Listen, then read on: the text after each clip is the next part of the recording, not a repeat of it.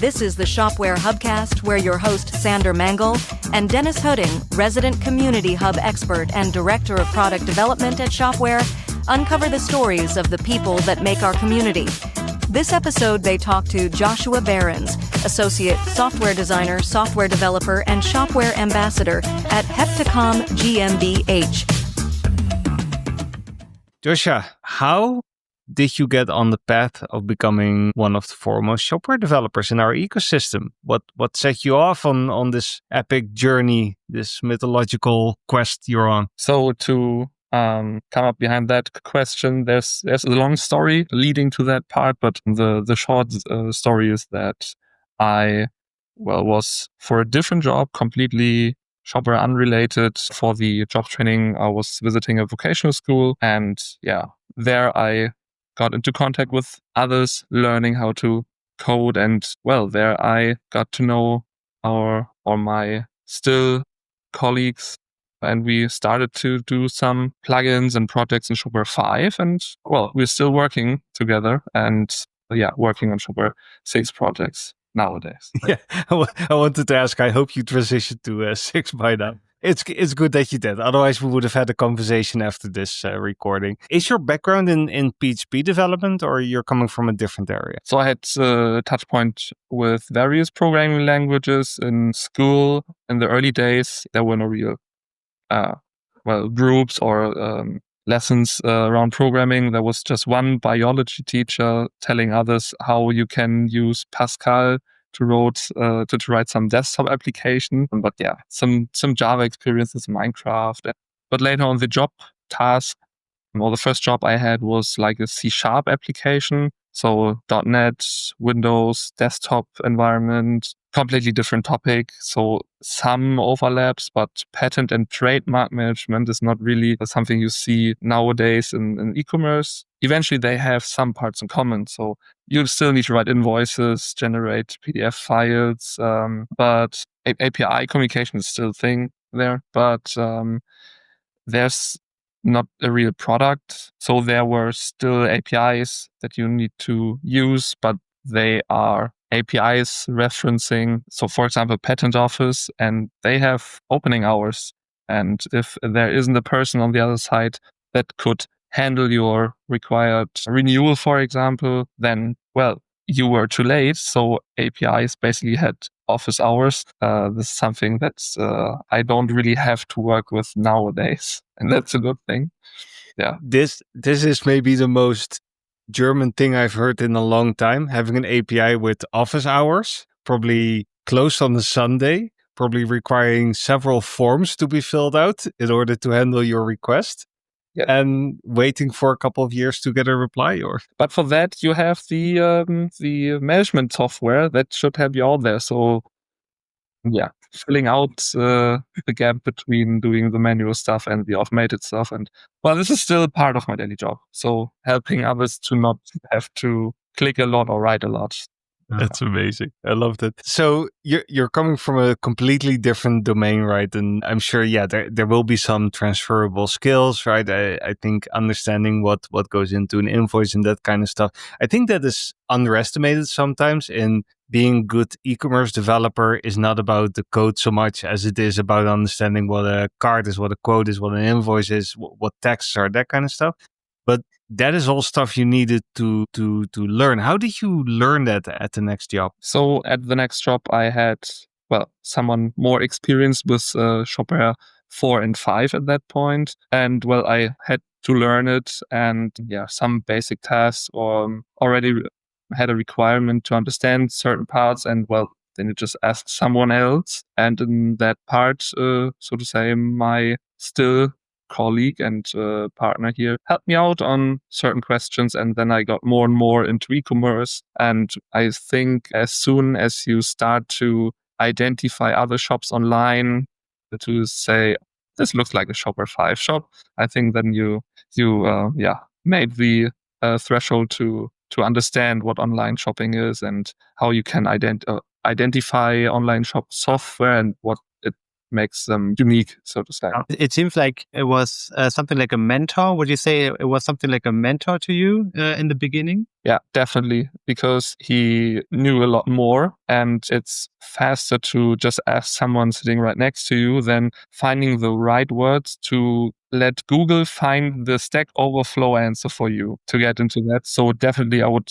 call him to be in the mentor role back in the days. I think it's always kind of a balance, and maybe you can elaborate on how you see that. But I think it's really cool to have some mentorship.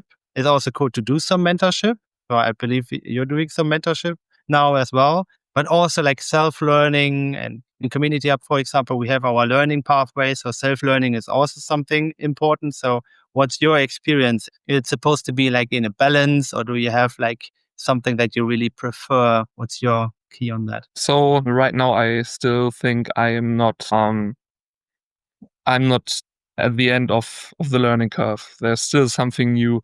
Every new project gives some new insights about different topics. Well, just different branches of companies have different issues, different approaches to solve things. So there's no end. So you will always have some sort of mentor, but I would likely nowadays not call anyone else in the e-commerce area a mentor for myself, but still a sparring partner to find out good solutions for certain issues or requirements. But in this case, I'm still also the sparring partner for someone else. So in that case, I am also a mentor for someone else, or just a sparring partner, depending on the person. And here I still do for several years support our trainees on their questions, and furthermore moved in my role of daily development to also support our clients. So I get to know their requirements or daily activities. I've been in a warehouse, and to understand what their process in there. In that case, I'm not a mentor because they tell me how they work. But with that information, I have to create their e-commerce experience for those behind the scenes. New items. So in that case, it's a mixed experience. I tell them how to do it. So I tell the client how to do it in Shopware, and the client tells me how they work in their daily life. So we can find a good overlap for that. And I think this matches a solution architect role. So I moved around that from building solutions myself. I still do that from time to time, but mostly I work with people instead with computers. Are you utilizing resources from Shopware for that, like the documentation or learning pathways from the hub? I use parts of the hub. It's something where I, not daily, but regularly check in and see, is there something new, because there's like a banner on top and it has some cool insights sometimes. But I mostly watch repositories in GitHub. So I watch the documentation repository to keep up to date with the latest changes, because everything that's documented has a reason to be in the documentation.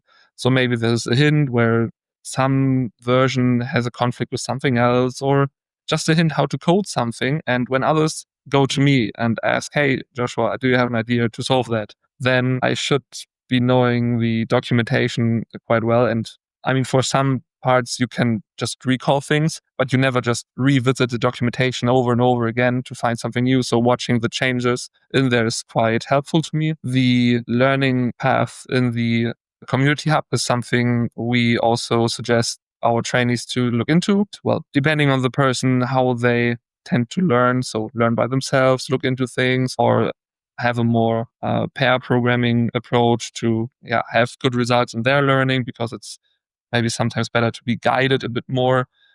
This personally depends on who you're talking with, or the person that you're mentoring. So this really depends a bit on what you look into. What I also regularly suggest is the Shopware Knowledge YouTube channel, because it really helps out, although it's quite high level, how to understand how you can use Shopware.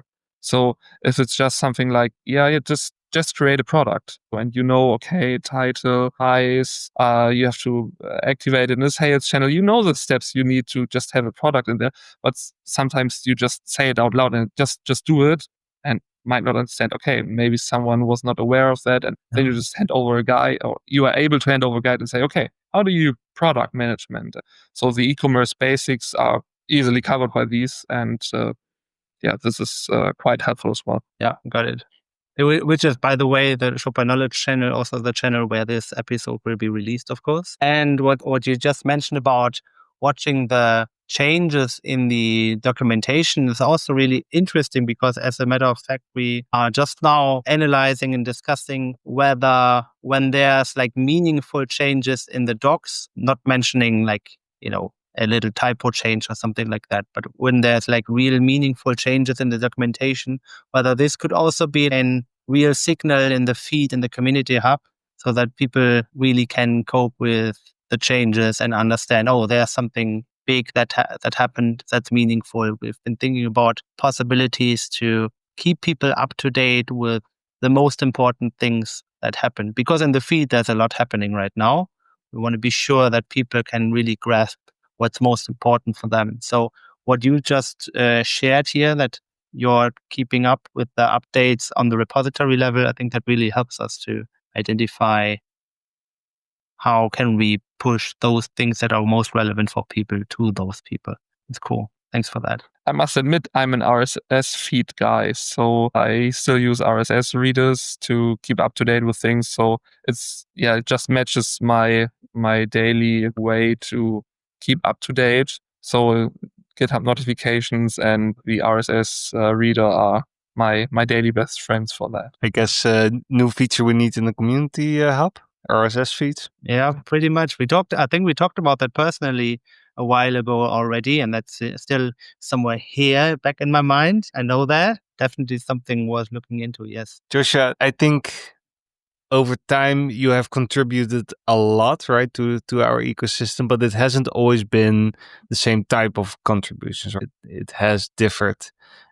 Can you tell us a little bit about that, how you started and kind of how you maybe shifted where you saw the most value coming from? Yeah, sure. So from the previous job, the desktop application .NET code, it's just compiled code. And when you have an issue and you need to look things up, you need to have decompilation tools to dig into others' code and find out why things are not working like you expected.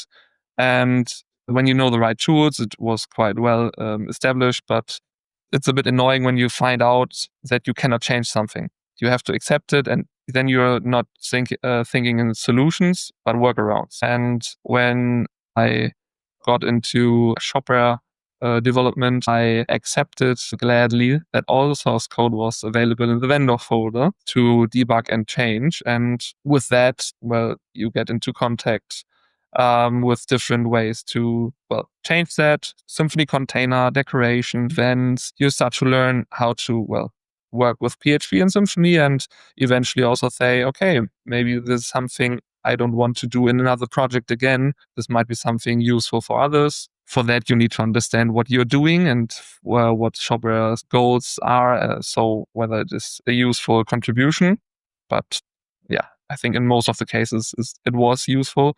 So you just, create a pull request on that regard and improve the software for the next update for also other projects. I think it was quite helpful because I still use or make use of things I've done in the past. And it's always funny when someone else asks me, hey, do you have an idea how I have to verify my shop and I have to put a token in there on a specific file? I have no access on the hosting. And then I can say, okay, you just go to the settings. There's a field for that because I have added that 5 years ago or something like that.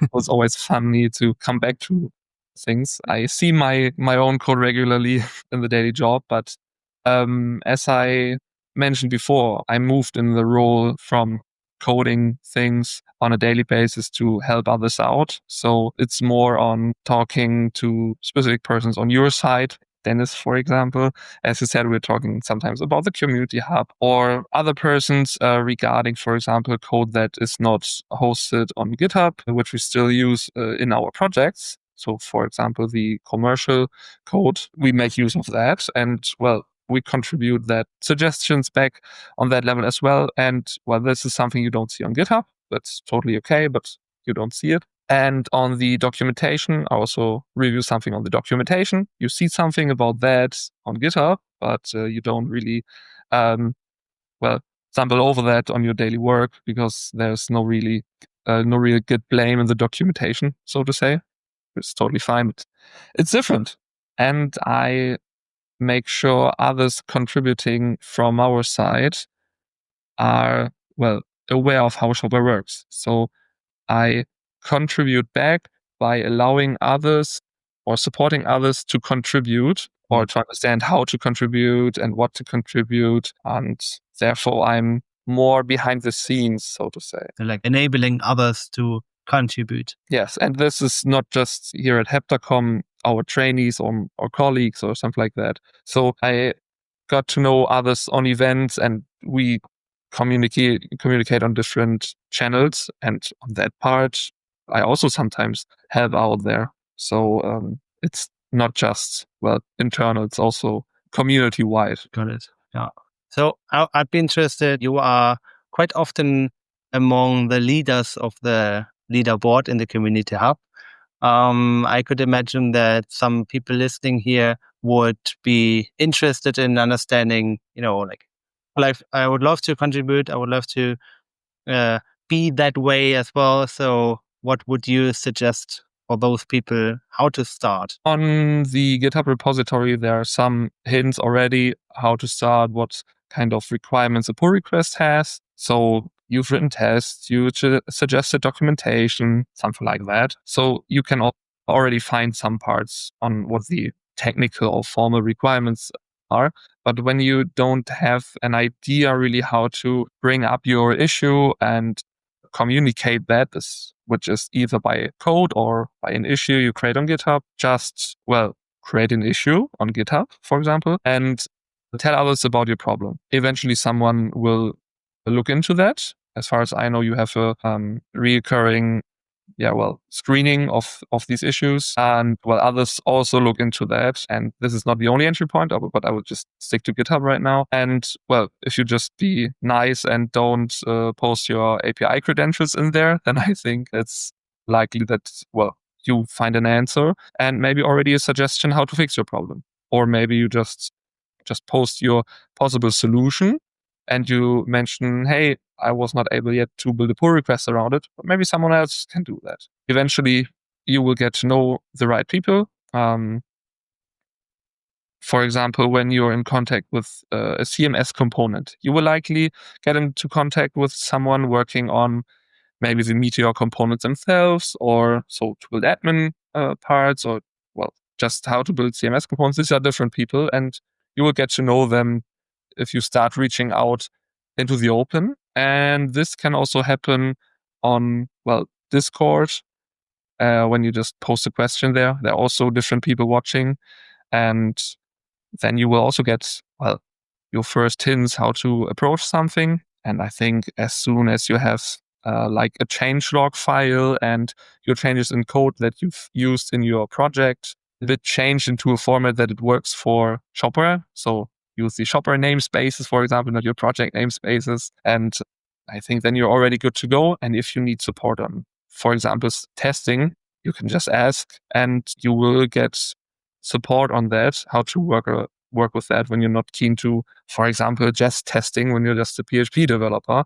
Then you will find the way or find someone that can support on that. So it's really about interaction, right? So getting in contact with other people. And I think that really highlights that open source contribution is so much more than just code. It's really about getting into contact and being connected. I think that's also one of the reasons why I feel that every single community event we are having feels like coming home. It feels like a family gathering. It's always the same people basically, and it's a cool atmosphere because I think trust is really created by collaborating and by working together. And you just pointed out that collaboration is really about talking to one another in a respectful way with good intention. How would you balance out helping others, maybe mentoring, and moving forward in your own projects? Do you have a priority here? The priority definitely will be supporting the community is mainly done on personal time. I can roam some time within company hours, so to say, to work around things because we still benefit from that. So it's still something that I am able to do, but mostly it's free time. And when, there's a birthday party, or when the neighbor said, hey, want to have a barbecue next weekend, or I'm off to the cinemas or play some video games, then I'm not able to help the community, and that's totally fine. And this is something I suggest others to think about as well, how they would prioritize this, because you can start an own job around that, doing full-time community work. You just have to make sure that you're not overloading yourself, so to say. But everything that can be helpful for the projects themselves, you can easily do at company times. Yeah. That's not a big deal. And on community and giving that support, where do you think that the community hub can fill gaps or provides the biggest opportunity? There are some parts where I would say these are quite not really unique, but quite helpful for the start. So for example, at the top, you can see who just joined quite recently. And when you see, oh, that's a familiar name, I can just add them right there and get into contact with them directly. And with the leaderboards, you can already get an idea who is have a certain quality of answer, for example, persons that are quite active in the community. And we click on the profile and see what is in their feed, so to say. You can get an idea, is this a person I want to maybe contact? But this still something, as I just said, try to not annoy someone else. They likely do it in their free time. But yeah, you can have an idea what certain person's favorite tasks are, and therefore likely are able to help out on that. The banner at the top, which has some parts highlighted, is also quite helpful to get into some sort of news feed and understand, okay, what is the daily grind that you need to be updated on. So this is also something where I would place a suggestion to just log in, read it up, and right now there's likely a post in there saying, we've made an update, so you're updated about the update.